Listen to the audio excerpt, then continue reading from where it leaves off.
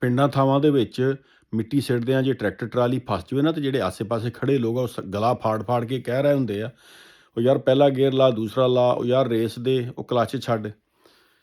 ਤੇ ਜੇ ਟਰੈਕਟਰ ਤੋਂ ਉਤਰ ਕੇ ਬੰਦਾ ਕਹਿ ਦੇਵੇ ਵੀ ਲੈ ਯਾਰ ਹੁਣ ਤੂੰ ਕੱਢ ਲਾ, ਤੇ ਨਿਕਲਦਾ ਟਰੈਕਟਰ ਉਹਨਾਂ ਕੋਲ ਵੀ ਕੋਈ ਨਹੀਂ, ਤੇ ਫਿਰ ਇੱਦਾਂ ਹੀ ਬਸ ਬੇਸ਼ਰਮਾ ਤਰ੍ਹਾਂ ਹੱਸ ਕੇ ਤੇ ਮਾੜਾ ਜਿਹਾ ਪਰੇ ਨੂੰ ਹੋ ਜਾਣਾ।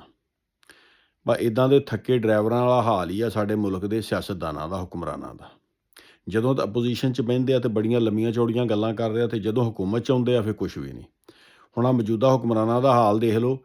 ਇਮਰਾਨ ਖਾਨ ਨੂੰ ਇਹ ਕਹਿੰਦੇ ਸੀ ਵੀ ਤੂੰ 17 ਰੁਪਈਆਂ ਦਾ ਲੀਟਰ ਤੇਲ ਕਰ ਦੇ, ਤੇ ਕਹਿੰਦੇ ਸੀਗੇ ਕਿ 200 ਯੂਨਿਟ ਬਿਜਲੀ ਦੇ ਤਾਂ ਅਸੀਂ ਮੁਫਤ ਦੇ ਦੇਣੇ ਜੇ ਅਸੀਂ ਹੁਕੂਮਤ 'ਚ ਆਏ। ਤੇ ਹੁਣ 4 ਸਾਲ ਹੋ ਗਏ ਆ, ਪੈਟਰੋਲ ਡੀਜ਼ਲ ਦੀ ਪ੍ਰਾਈਸ ਦੇਖ ਲਓ, ਕਿਸਾਨ ਪਿੱਟ ਰਹੇ ਆ, ਫਸਲਾਂ ਦੇ ਰੇਟ ਦੇਖ ਲਵੋ, ਕਿਸਾਨ ਬਦਹਾਲ ਕਰਤਾ ਇਹਨਾਂ ਨੇ। ਤੇ ਦੂਸਰੇ ਦੇਖ ਲਓ, ਮਾਸ਼ੀ ਤੌਰ ਦੇ ਉੱਤੇ ਮੁਲਕ ਜਿਹੜਾ ਕਿ ਨਹੀਂ ਉਹਨੂੰ ਕਿੰਨਾ ਤਬਾਹ ਕਰਤਾ। ਮਾੜਾ ਬੰਦਾ ਪੀਸਤਾ ਫੜ ਕੇ।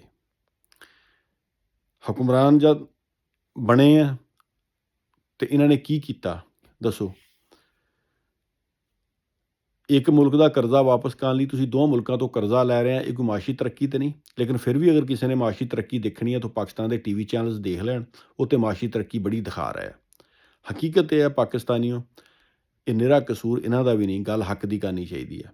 ਇਹ ਪਾਕਿਸਤਾਨ ਦੀਆਂ 78 ਸਾਲਾਂ ਦੀਆਂ ਜਿਹੜੀਆਂ ਨਾਕਾਮ ਪਾਲਿਸੀਆਂ ਕਿ ਨਹੀਂ, ਇਹ ਉਹਨਾਂ ਦਾ ਨਤੀਜਾ ਵਾ। ਹਰ ਹੁਕਮਰਾਨ ਨੇ ਵਿੱਚ ਆਪਦਾ ਹਿੱਸਾ ਪਾਇਆ। ਜਦੋਂ ਤੁਸੀਂ ਮੁਲਕ ਦੇ ਵਿੱਚ ਕਰਪਸ਼ਨ ਖਤਮ ਨਹੀਂ ਕਰਨਾ ਚਾਹੁੰਦੇ, ਰੂਲ ਆਫ ਲਾ ਹੈ ਨਹੀਂ, ਅਦਾਲਤਾਂ ਤਬਾਹ ਕਰਤੀਆਂ, ਇਨਸਾਫ ਕਿਸੇ ਨੂੰ ਨਹੀਂ ਮਿਲਦਾ।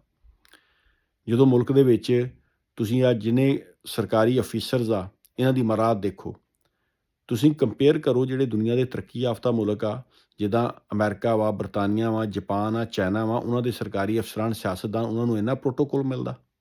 ਜਿਨ੍ਹਾਂ ਮੁਲਕਾਂ ਤੋਂ ਤੁਸੀਂ ਜਾ ਕੇ ਕਰਜ਼ੇ ਲੈਂਦੇ ਆ, ਕਿਆ ਉਹਨਾਂ ਮੁਲਕਾਂ ਦੇ ਵਿੱਚ ਸਿਆਸਤਦਾਨਾਂ ਦੇ, ਸਰਕਾਰੀ ਅਫਸਰਾਂ ਦੇ ਇੰਨੇ ਠਾਠ-ਬਾਠ ਆ? ਤੁਸੀਂ ਕਰਜ਼ਾ ਲੈ ਕੇ ਤੇ ਇੰਨੀ ਅਯਾਸ਼ੀ ਕਰ ਰਹੇ ਆ। ਕਹਿੰਦੇ ਜੀ ਹੁਣ 100 ਅਰਬ ਡਾਲਰ ਮੁਲਕ 'ਚੋਂ ਬਾਹਰ ਲੈ ਗਏ। ਅੱਛਾ, ਉਹ ਕੌਣ ਲੈ ਗਿਆ?